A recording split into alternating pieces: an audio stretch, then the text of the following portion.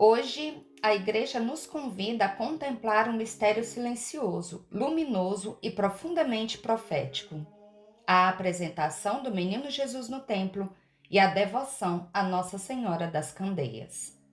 40 dias após o Natal, Maria e José sobem ao templo de Jerusalém para cumprir a lei do Senhor.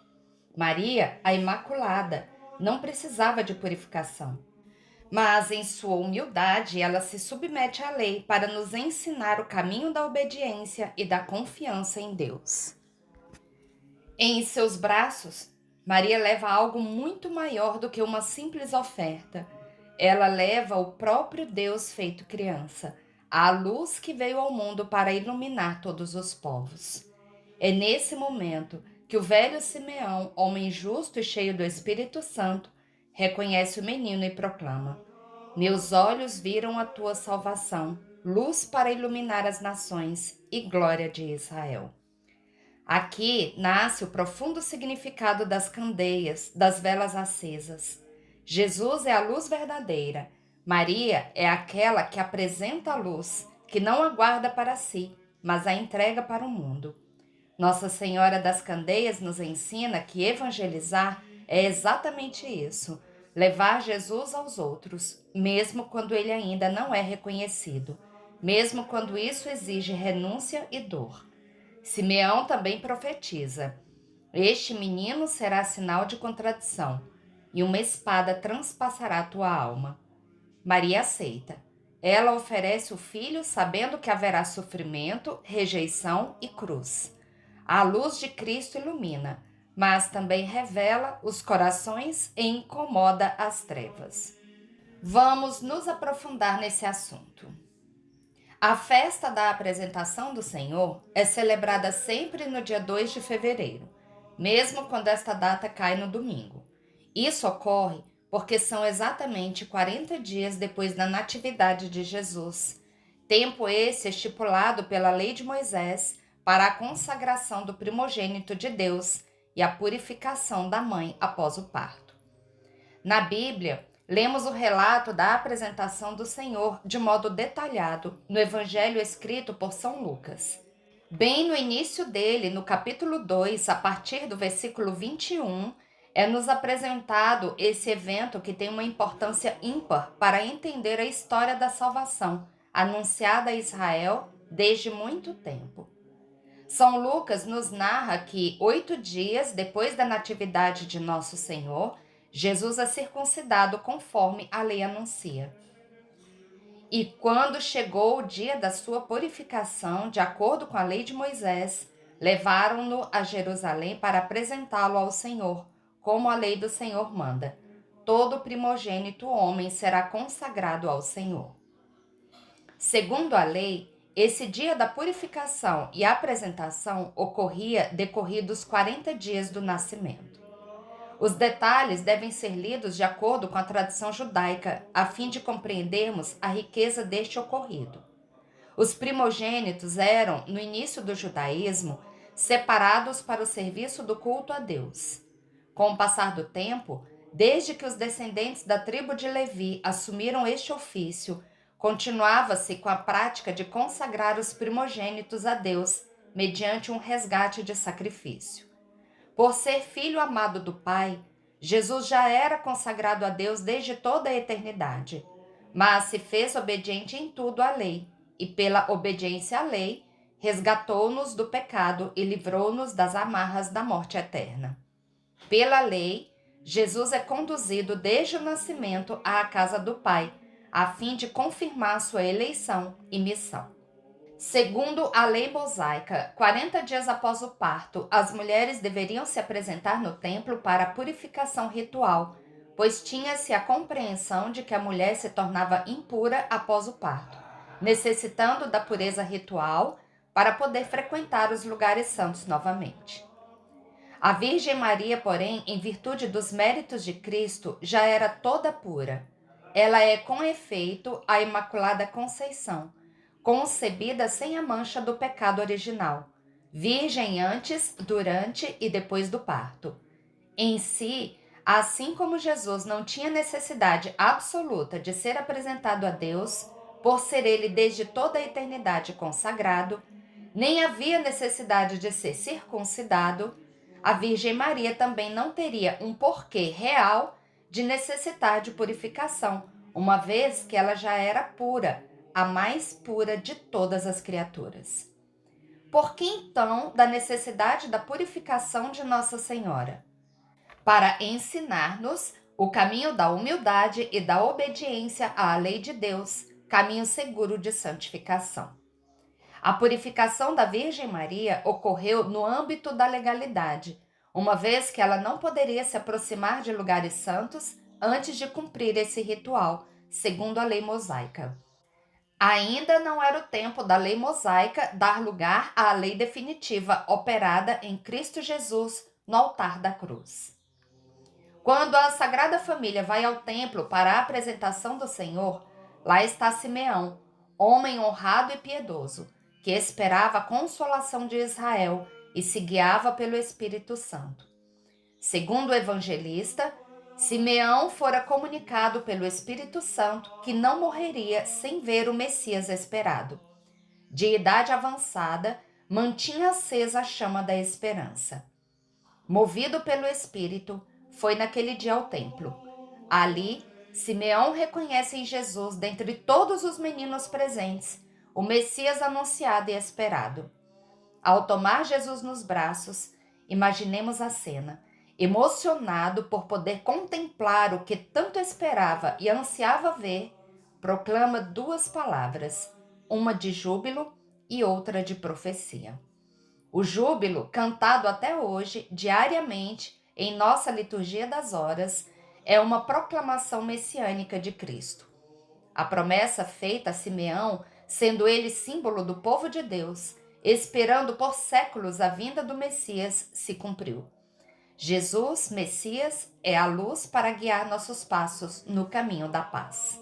A segunda fala de Simeão, que é a sua profecia propriamente dita, aponta para a íntima união entre o mistério do Natal e o mistério da Páscoa, bem como a unidade de Cristo e de sua mãe. Simeão se dirige à Virgem Maria neste momento. Eis que este menino está destinado a ser ocasião de queda e elevação de muitos em Israel e sinal de contradição. Ao final, é dito à Virgem Maria sua participação nas dores do Calvário. Quanto a ti, uma espada te transpassará a alma. Que mistério profundo! Cristo menino já anunciado para a contradição.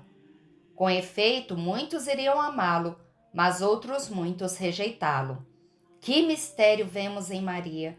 E quão profundas não soaram estas palavras em seu coração imaculado. Ana era uma viúva e anciã, que vivia dia e noite servindo a Deus com jejuns e orações. Movida por Deus, não se afastava do templo. Como profetisa, Ana conseguiu entender o que muitos aguardavam e esperavam ver: a presença de Deus. Assim como Simeão, no encontro com o Messias, brotaram dos lábios de Ana louvores, de modo que esta falou de Jesus a todos os que esperavam a libertação de Jerusalém. Ao passo que Simeão representa a esperança, Ana evoca a imagem da profecia acerca de Jesus.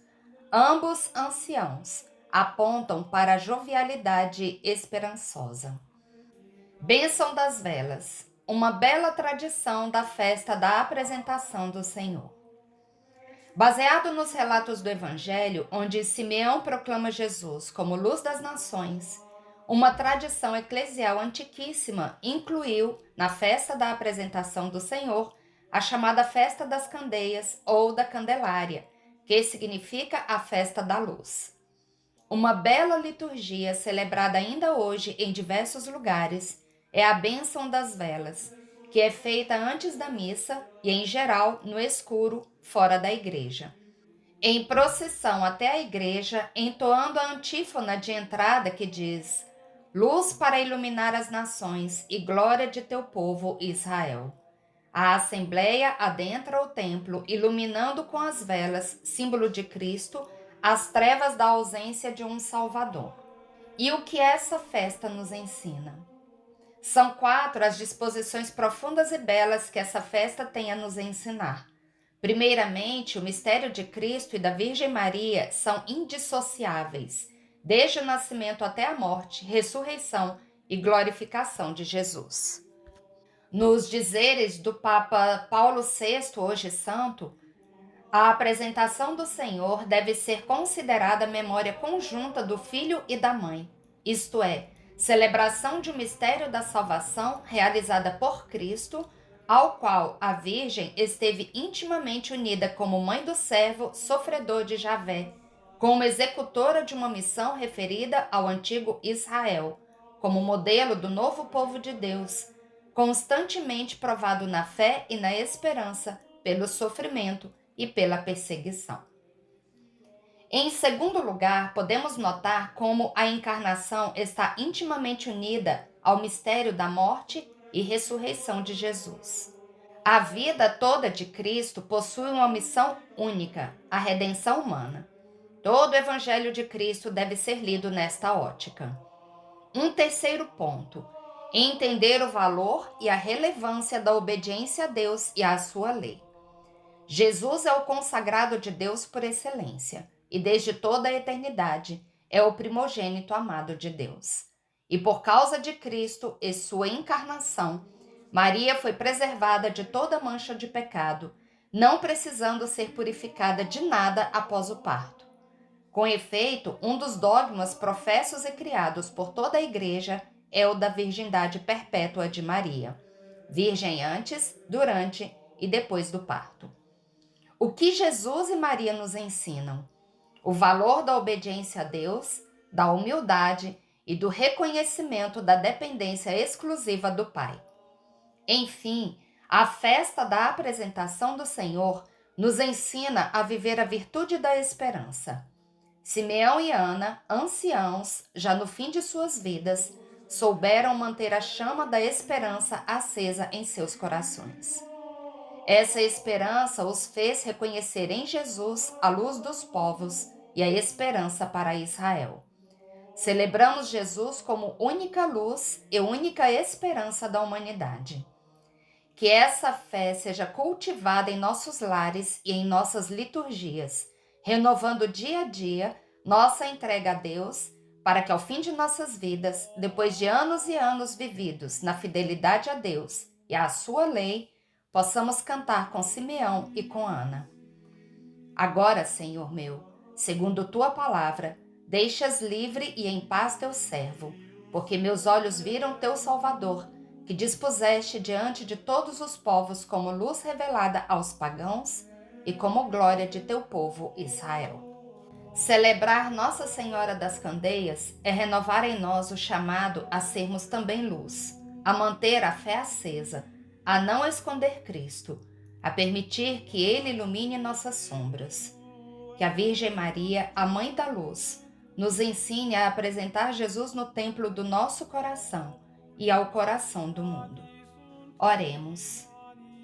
Virgem Santíssima das Candeias, vós que pelos merecimentos de vosso Filho onipotente tudo alcançais em benefício dos pecadores, de quem sois igualmente Senhora e Mãe, vós que não desprezais as súplicas humanas e nem a elas fechais o vosso coração compassivo e misericordioso, iluminai-me, eu vos peço, na estrada da vida, encorajai-me e encaminhai os meus passos e as minhas orações para o verdadeiro bem.